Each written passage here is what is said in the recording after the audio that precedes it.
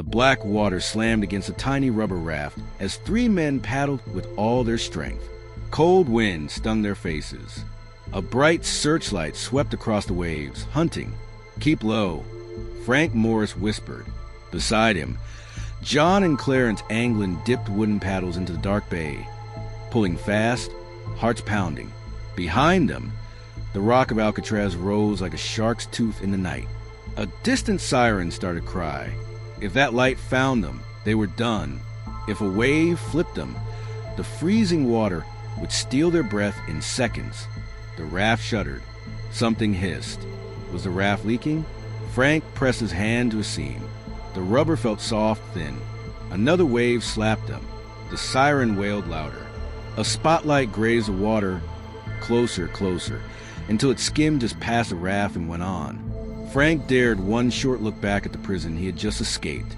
"Don't stop," he said. "Whatever happens, don't stop." Then the raft dipped hard, and the sound changed, like air slipping out where air should not be. Did they just lose their chance at life? Months earlier, the island did not look like a shark's tooth to Frank. It looked like a puzzle. Alcatraz was supposed to be escape-proof. Thick walls, iron bars, sharp fences, watchtowers, icy water on all sides, and angry tides that pulled like hands. But Frank was patient. He was small, quiet, and smart. He watched. He listened. He learned. He met the Anglin brothers, John and Clarence, who were strong and steady and trusted him. They talked in whispers. They planned in tiny pieces, like fitting pebbles into a jar. Their days were slow. Wake up at dawn. Count. Work. Eat. Count. Lights out. Count again. The guard were strict, but not perfect. At night, a loud music hour from the cell block echoed across the concrete. It covered small sounds. Frank had noticed that the air vent below his sink was just big enough to tempt him, but too small to fit through. He studied the crumbling edges around it. The salt air ate at the prison like little teeth. Maybe those teeth could help him. The first low step was simple. Find tools. The tools were not sharp or shiny. They were spoons from the cafeteria, a broken vacuum motor turned into a drill, and bits of metal they hid in shoe leather. They worked for minutes, not hours. Each night. Scrape. Stop. Listen. Scrape again. When the music played, they scraped a little more. They hid the dust in their pockets and blew it out onto the yard during the day. Slow. Careful. Calm. That was the only way. They needed more than a hole. The water would kill them if they swam alone. So they made a raft and life vests out of raincoats. How do you make a boat without a store, a needle, or glue? You borrow everything. You trade for old coats. You melt the seams with heat from a pipe. You stitch with thread pulled from blankets. You build a hand pump to fill the raft with air, using a piece of a musical instrument and scrap wood. It was clumsy and silly looking, but it worked in their cell tests. Sometimes they smiled like kids at camp, then stopped themselves. They were not kids. If they were caught, it would all be over. They also made faces, yes, faces, dummy heads. They shaped them from soap, paper, and toothpaste. They painted them with tea. They glued real hair on top. Hair they collected from the prison barbershop floor. At night, those heads would lie on their pillows. In the dark, they looked like sleeping men. A guard glancing and would nod and move on. That was the plan. High moments made their blood jump. One time the drill motor whined too loud, and a guard paused outside Frank's cell. Frank froze, pressing the motor to his chest to muffle it. The guard walked on. Another time, a seam in the raft cracked while they tested it in secret. John said, "We can fix it." They did. Low moments made them doubt everything. The wind outside howled at night. The water below the prison slapped and hissed. They could feel the ocean in their bones. Some nights, fear felt like a hand on their necks. Finally, the hole was done, big enough to squeeze through. Behind the cell wall was a hidden utility corridor, a dark spine running behind the block. It smelled like dust and rust. Up there, near the ceiling, old pipes led toward the roof. The men had found a way to climb. They built a rope from wire and cloth. They found a wheat grate. They loosened it, a little at a time, and put it back so no one would notice. They picked a night with wind to cover their steps. June 11, 1962. Lights out. The block exhaled. The dummy heads lay quiet on pillows. Frank slid his thin mattress aside and knelt by the vent. His hands didn't shake. He had trained them not to. He lifted the metal and crawled into the dark hole. The concrete scraped his shoulders. Dust filled his mouth. Behind him, John slid in, then Clarence. Each breath sounded like a shout. They waited. No footsteps. No keys. Good. They climbed. The pipes groaned as if the prison itself did not want to let them go. At the top, they eased the loosened grate free. Night air rushed in, cold, wet, and wild. Somewhere below, a guard coughed. Somewhere far off, a ship horn sounded. The men pulled themselves onto the roof, flat and slick with fog. Frank looked across the yard to the fence, to the dark water beyond. The final steps were still ahead. Cross the roof, slide down a pipe, jump the fence, sneak to the shoreline, blow up the raft, and push into the bay. It was a chain with many weak links. One snap, and they were finished. They ran low, shadows on shadows, and reached the edge. Down the pipe they went, hands burning, hearts hot. The ground felt louder than thunder when their shoes touched. They crouched, listening. The guard tower light swept the yard and moved on. Frank nodded once. They sprinted into the black. At the shoreline, the wind hit them like a door. They unfolded the raft with stiff fingers. John worked the hand pump. Clarence tied the seams tight. Frank watched the water, counting the gap between waves. 1, 2, push. The raft took shape. Thin, rubber reel. The bay smelled like salt and danger. Frank whispered, "Now." They lifted the raft, stepped into the freezing edge, and an alarm exploded across the island. A guard shout cut the night. The tower light snapped, searching closer, closer. Frank grabbed the raft with both hands as the first white beam swung toward the shore. Would it catch them before they reached the water? The alarm screamed across the island as the tower light swung toward the shore. Frank held the raft. John and Clarence shoved. Cold water grabbed their ankles like claws. "Go," Frank said, and they pushed harder. The light cut across the rocks and blinded the sea spray, but for a second it missed the small dark shape of the raft. That second was all they needed. They threw themselves in, bellies against the rubber, knees knocking on the wet edge. The water stabbed like ice. It took their breath away. "Paddle!" Frank gasped. They dug in with their wooden paddles. The raft bobbed and slid, half boat, half balloon. The light swung back, brighter now. But the wind pushed fog like a gray curtain between the raft and the shore. The beam washed over mist and lost them. They paddled with short, sharp strokes. The bay tried to turn them around like a toy in a bathtub. The raft made a soft hiss with every bounce. Frank felt the rubber with his hand. Still tight. Good. His teeth clicked from the cold. His fingers went numb. He could not feel the paddle. He had to watch it to know he was holding it. "Left, left." John called. A current grabbed the nose and pulled. They leaned their bodies and fought it back. Their breath came in hard little barks. A horn boomed out on the water, deep and slow. Somewhere out there, a big ship moved through the dark. Frank pictured a wall of metal taller than a house, sliding past like a secret mountain.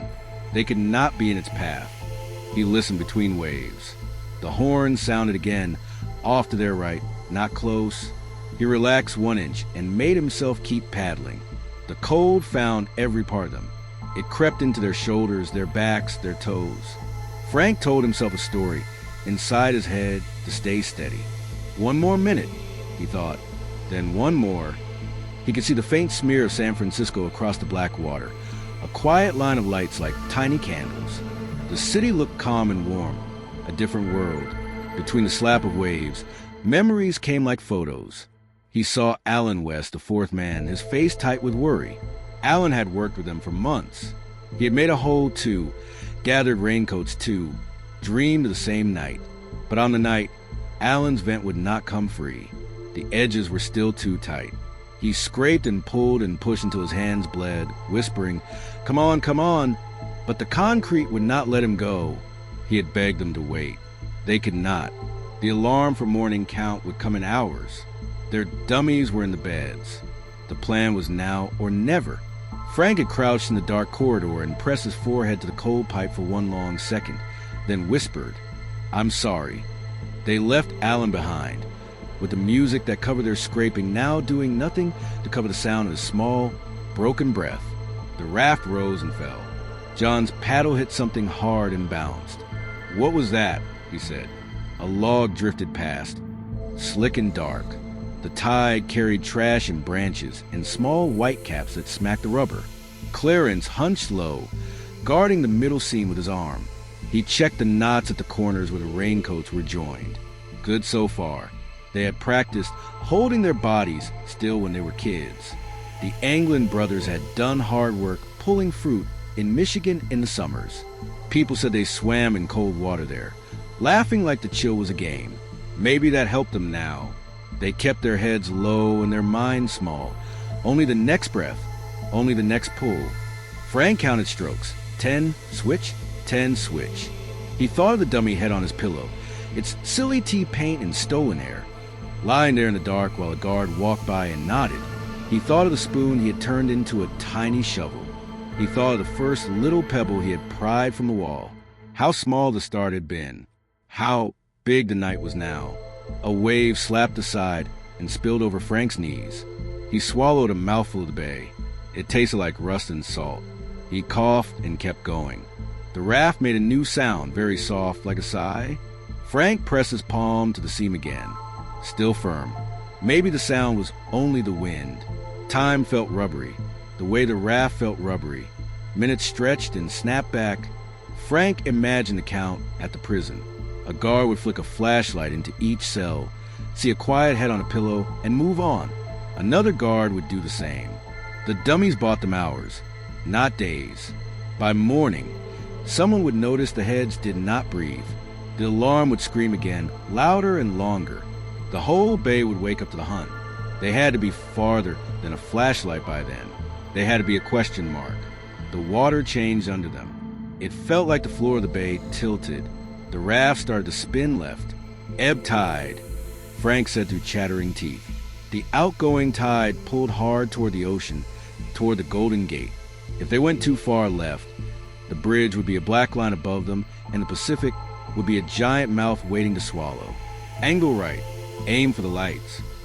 John and Clarence dug in on the left side, while Frank drove his paddle on the right, trying to point the raft toward the low, dark humps of Angel Island and the city's edge. They gained a little. Then the fog thinned for a breath, and Frank saw the shape he had only heard before. A ship was coming, not fast, but steady, its bow cutting the water like a knife. It was much closer than his ears had guessed. The horn did not help now. The sound came from everywhere at once. The ship's lights were dull circles behind wet air. The black of its hull was not black like night. It was black like a door in the night. The pull of the ship made the water bump and curl in strange ways. Hard right, Frank shouted. They paddled as if their arms were on fire. The raft shuddered and slid.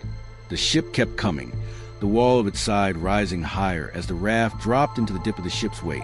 The air around them felt heavy, pushed by the ship's size. The horn blasted again, a low, shaking sound that seemed to come from inside their ribs. The raft tipped, not enough to flip, but enough to scare the breath out of all three. A wave rolled off the ship's bow and ran toward them like a dark hill. Brace. Clarence yelled, throw his weight back. The hill turned white at the top, foam raking its teeth across the water. Frank laid his paddle flat and grabbed the raft rope with both hands. The wave rose, bigger, bigger, until it filled his whole world. Then it crashed over them with a roar, and the raft disappeared into cold, white, rushing water as the ship's black hull loomed beside them like a moving cliff. The searchlight froze on them, a white circle burning through the fog.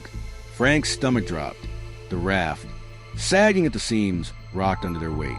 John's paddle slipped and splashed. Clarence grabbed it before it floated away, but the sound was loud, too loud. The boat's engine revved, drawing nearer. Stay down, Frank whispered, though his lips barely moved. His face was pressed against the wet rubber, his body shaking from cold. The spotlight narrowed, steady on their patch of water. For a moment, it seemed impossible that the guards hadn't seen them. The search boat cut closer, the growl of its motor crawling across the waves. Frank shut his eyes. If they were caught now, it was over. Months of planning, scraping vents, building dummies, melting raincoats, all for nothing. Then, just as suddenly, the light swung away. It swept across the bay, chasing a ripple farther out. The boat turned, following its own ghost. The sound of the engine faded into the fog. The three men lay frozen for a long moment, their breath ragged. Finally, John whispered, "They missed us." "Not yet," Frank said. His jaw trembled, but his eyes were sharp. "Paddle." They pushed again, arms heavy, muscles screaming. The fog thickened, curling like smoke around them, hiding the prison lights behind. Ahead, faint against the gray, a shadow rose. Angel Island. Not the city, but land. Land meant a chance. Every stroke was agony.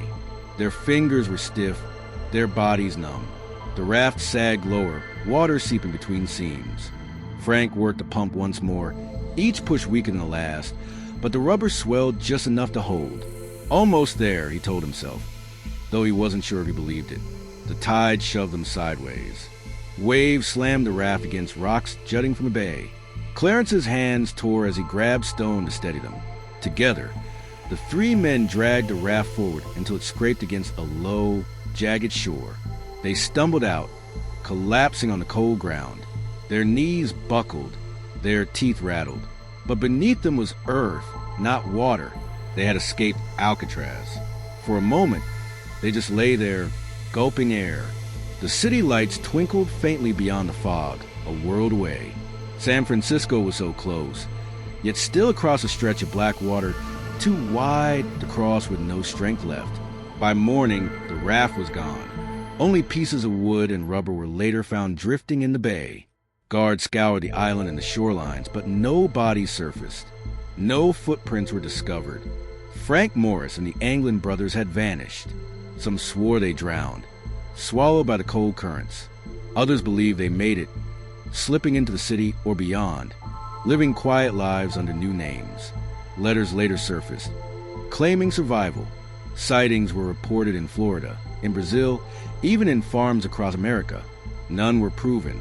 What is certain is that on June 11, 1962, three men did what the world thought impossible. They broke free from the rock into the dark bay and into legend. The question remains, echoing across San Francisco Bay even today. Did they drown or disappear?